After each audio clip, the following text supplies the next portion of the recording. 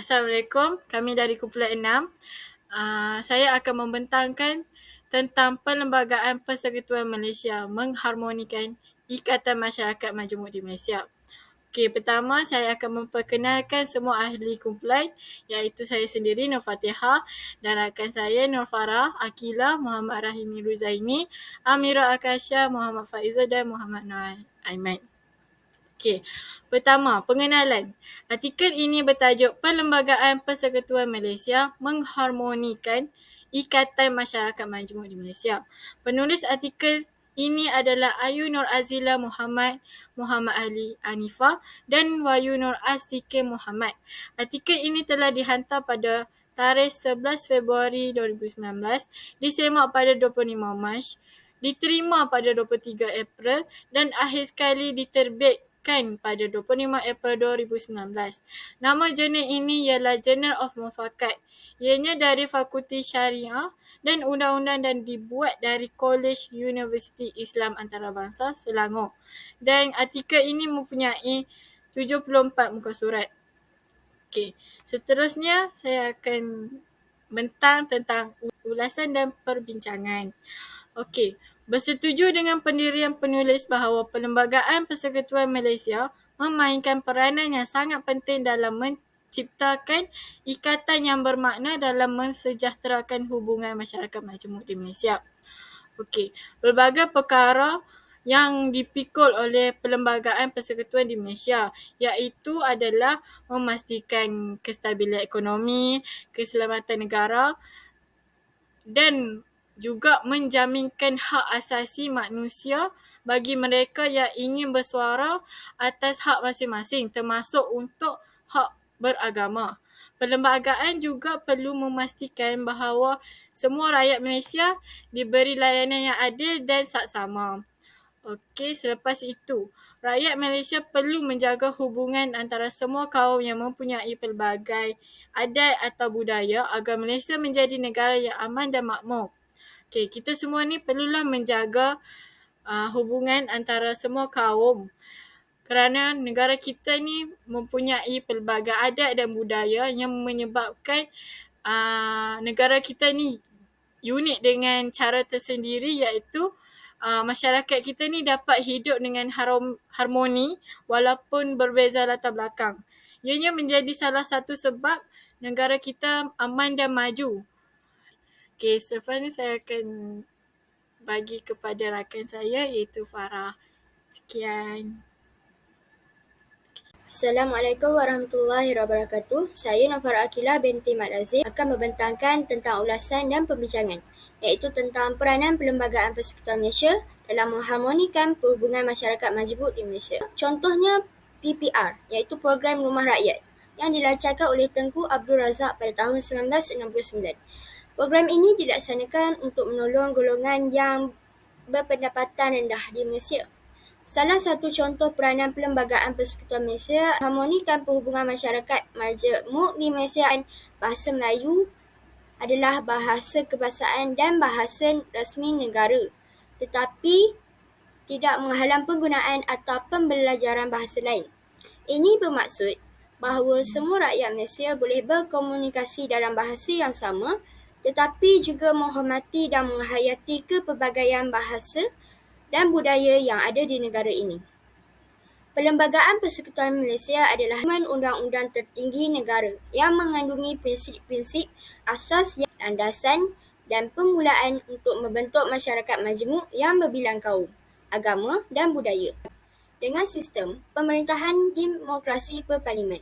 Ini bermaksud bahawa rakyat Malaysia mempunyai kuasa untuk memilih wakil mereka dalam parlimen dan kerajaan Malaysia dipilih melalui pilihan raya yang bebas dan adil.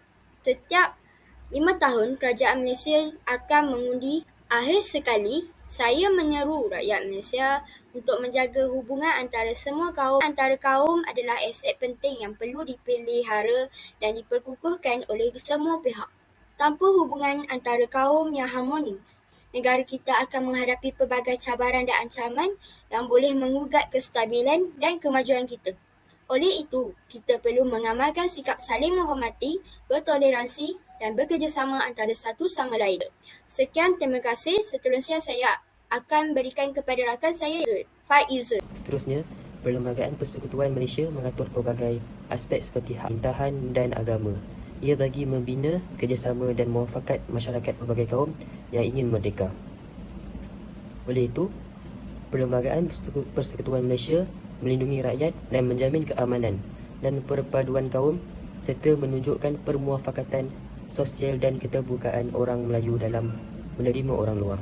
Akhir sekali ialah Perlembagaan Persekutuan Malaysia menetapkan Islam sebagai agama rasmi tetapi memberi kebebasan beragama kepada semua individu serta menjadi asas keharmonian dan perpaduan masyarakat dan tiang seri etika dan peradaban. Maksudnya,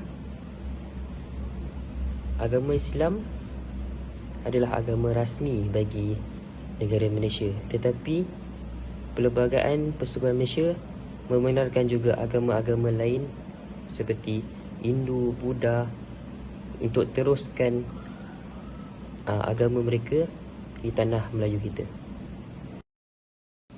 Refleksi. Artikel ini membincangkan tentang Perlembagaan Persekutuan Malaysia, khususnya perkara 153 dan syarat-syarat kewarganegaraan. Saya berasa bangga dan tertarik dengan perlembagaan negara saya yang menghormati hak-hak dan kepelbagaian kaum dan agama.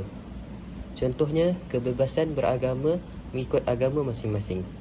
Seterusnya, perlembagaan ini juga amat informatif dan bermanfaat kerana ia memberi saya pengetahuan yang lebih mendalam tentang sejarah dan proses pembentukan perlembagaan negara saya. Saya menyimpulkan bahawa perlembagaan negara saya adalah satu warisan yang berharga yang perlu saya dan hormati serta mempunyai tanggungjawab sebagai warga negara Malaysia.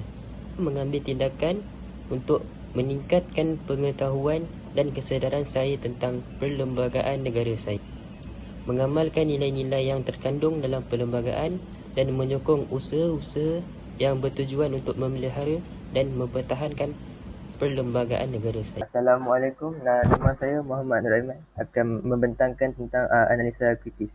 Perlembagaan Persekutuan Malaysia adalah dokumen penting yang mengatur sistem pemerintahan dan hubungan antara komuniti berbilang kaum dan etnik di Malaysia.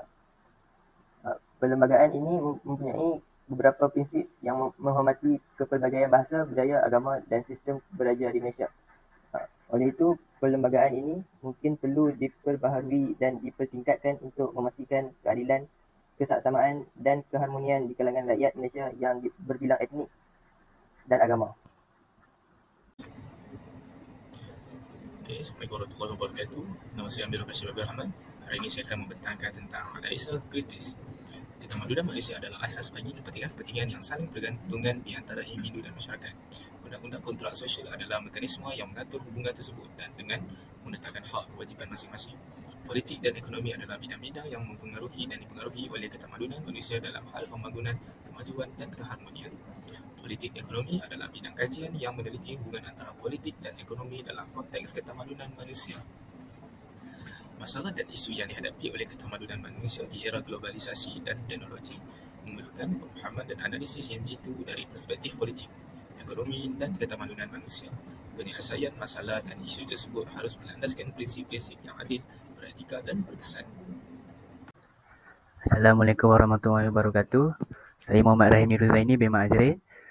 Sebelum saya menamatkan pembentangan kami, ada sedikit penutup berkaitan iaitu pendekatan peradaban majmuk menunjukkan bahawa identiti Malaysia terdiri daripada kombinasi pelbagai budaya seperti Melayu, Cina, India dan Timur Tengah. Peradaban ini banyak dipengaruhi oleh penjajahan Eropah. Terdapat definisi yang jelas tentang apa yang dimaksudkan sebagai negara dan bangsa. Menurut definisi ini, gabungan sejarah, ikatan budaya dan identiti nasional membentuk negara bangsa. Dilihat sebagai peluang untuk memperbaiki hubungan sosial melalui integrasi harmoni antara pelbagai kelompok, etnik, agama, budaya dan bahasa yang berbeza dalam peradaban majmuk ini. Diharapkan toleransi dan jalinan sosial dapat diperkuatkan melalui pemahaman yang lebih baik tentang perspektif yang berbeza. Oleh itu, Peradaban majmuk menunjukkan kedua-dua kepelbagaian masyarakat dan kepentingan interaksi budaya untuk kemajuan dan perkembangan bersama. Sekian, terima kasih.